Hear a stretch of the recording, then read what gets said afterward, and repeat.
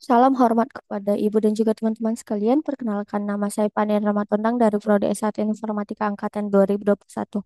Pada video kali ini saya akan menjelaskan Project Scope Management. Project Scope Management. Manajemen cakupan proyek mencakup berbagai faktor yang mempengaruhi kesuksesan proyek, seperti keterlibatan pengguna, tujuan bisnis yang jelas, dan juga cakupan yang dioptimalkan. Cakupan ataupun skop merupakan semua pekerjaan dan juga proses yang diperlukan untuk menciptakan hasil proyek. Dengan manajemen cakupan proyek ini, kita dapat mendefinisikan dan mengendalikan pekerjaan apa saja yang termasuk ataupun tidak dalam lingkup proyek. Selanjutnya adalah 6 proses utama dalam project scope management.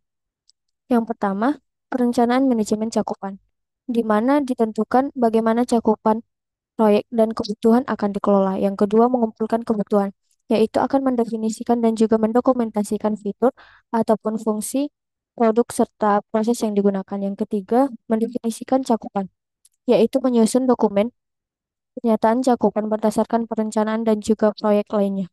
Yang keempat, yaitu membuat WBS ataupun memecah deliverable proyek menjadi komponen-komponen yang lebih kecil dan mudah dikelola.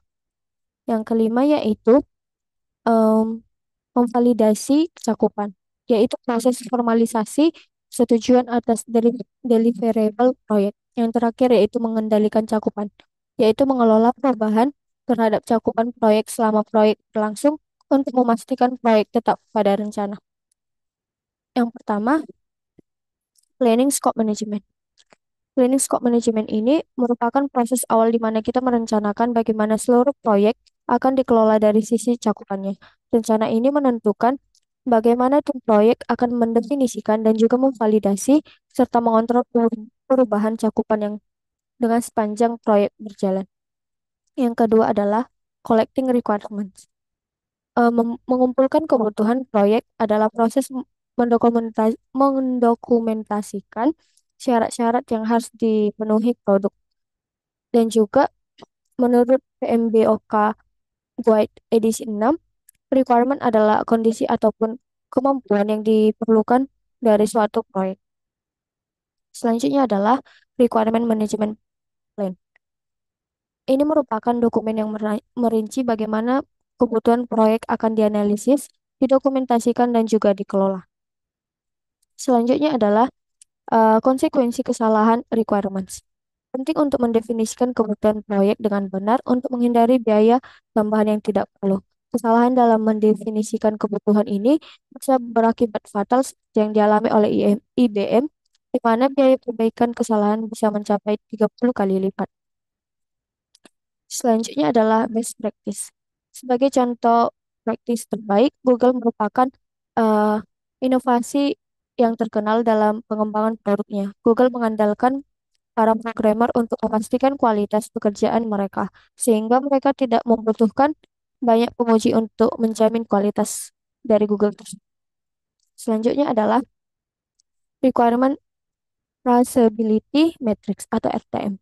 Requirement ini merupakan alat yang digunakan untuk mencatat kebutuhan proyek, atribut-atributnya, dan juga statusnya. Yang dimana STM ini akan membantu untuk memastikan bahwa setiap kebutuhan telah dilacak dan juga dipenuhi sesuai dengan rencana proyek. Selanjutnya adalah defining scope. Ini merupakan proses di mana tim proyek meninjau kembali dokumen pernyataan cakupan proyek untuk memastikan bahwa semua kebutuhan proyek sudah eh, teridentifikasi dengan jelas. Biasanya ini ditulis dalam project charter dan juga diperjelas dalam dokumen manajemen lingkup. Selanjutnya adalah create WBS. Work breakdown structure ini merupakan pengelompokan pekerjaan proyek yang membagi deliverable menjadi beberapa komponen lebih kecil dan yang lebih mudah dikelola. WBS ini didasarkan pada rencana manajemen proyek, dokumen proyek, serta aset proyek proses dari organisasinya. Selanjutnya yaitu berikut adalah contoh dari WBS-nya yang menunjukkan bagaimana proyek tersebut dipecah menjadi beberapa bagian yang lebih kecil dan juga spesifik. Ini akan membantu tim proyek untuk mengelola setiap bagian dengan lebih jelas dan juga lebih mudah dan lebih terstruktur. Selanjutnya itu ya adalah cara pembuatan untuk membuat WBS ini. Ada beberapa teknik yang dapat digunakan dalam membuat WBS yang termasuk pendekatan analogi yang meniru WBS dari proyek yang serupa, pendekatan top-down yang memulai dari bagian terbesar dan juga pendekatan bottom-up yang memulai dari bagian terkecil. Pendekatan lainnya adalah mind mapping, di mana WBS ini dibangun untuk menggunakan peta pikiran. Yang selanjutnya adalah WBS Dictionary. WBS Dictionary ini merupakan dokumen yang menyediakan informasi yang terperinci untuk setiap item dalam WBS ini.